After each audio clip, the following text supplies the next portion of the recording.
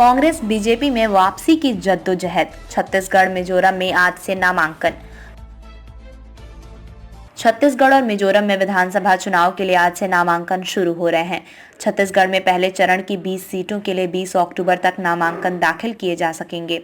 मिजोरम में भी 20 अक्टूबर तक नामांकन दाखिल किए जा सकेंगे, जबकि नामांकन वापस 23 अक्टूबर तक लिए जा सकेंगे। दोनों ही राज्यों में 7 नवंबर को वोट डाले जाएंगे। छत्तीसगढ़ विधानसभा चुनाव के पहले चरण की सीटों के लिए नामांकन की प्रक्रिया शुक्रवार से शुरू हो रही है।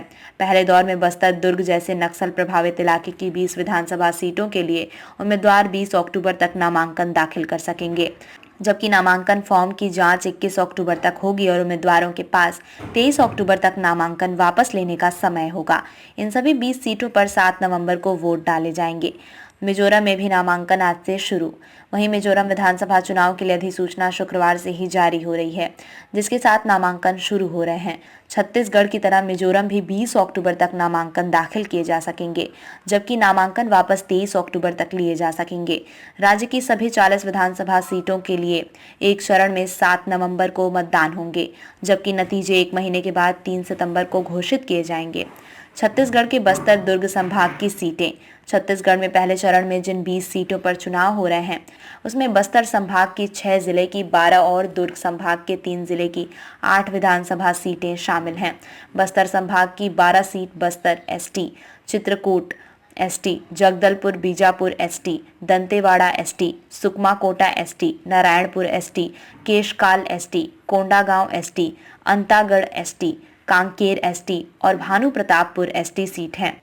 वहीं दुर्ग संभाग की 8 सीटें राजनांदगांव, डोंगरगढ़ एससी, डोंगरगांव, खुज्जी, मोहला मानपुर एसटी, कबीरधाम, कवर्धा और पंडरिया सीट है। इसके अलावा खैरागढ़ सीट है।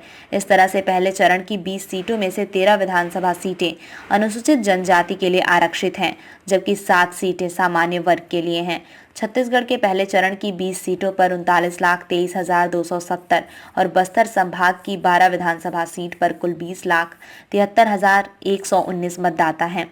इसी तरह से दुर्ग संभाग की 8 विधानसभा सीटों पर कुछ 18,50,151 मतदाता हैं। पहले चरण की 20 विधानसभा सीटों के लिए 5,303 मतदान केंद्र बनाए गए हैं। कांग्रेस के सामने सबसे बड़ी चुनौती। छत्तीसगढ़ विधानसभा चुनाव 2023 का पहला चरण बीजेपी के लिए ज्यादा चुनौतीपूर्ण माना जा रहा है। नक्सल प्रभावित जिन 20 सीटों पर पहले चरण में 7 नवंबर को वोटिंग होनी है, उसमें से 19 सीटों पर कांग्रेस का कब्जा है, जबकि महज 1 सीट राजनांदगांव और बीजेपी के विधायक हैं। ऐसे में कांग्रेस के लिए अपनी सीटों को बचाए रखने की चुनौती है, जबकि बीजेपी की सत्ता में वापसी का पूरा दारोमदार इसी इलाके पर टिका हुआ है। कांग्रेस और बीजेपी दोनों का फोकस आदिवासी समुदाय के मतदाताओं पर है, इसलिए राहुल गांधी से लेकर प्रियंका गांधी तक के कार्यक्रम इसी इलाके में हुए हैं, तो बीजेपी से अमित शाह से लेकर पीएम मोदी तक रैली कर चुके हैं।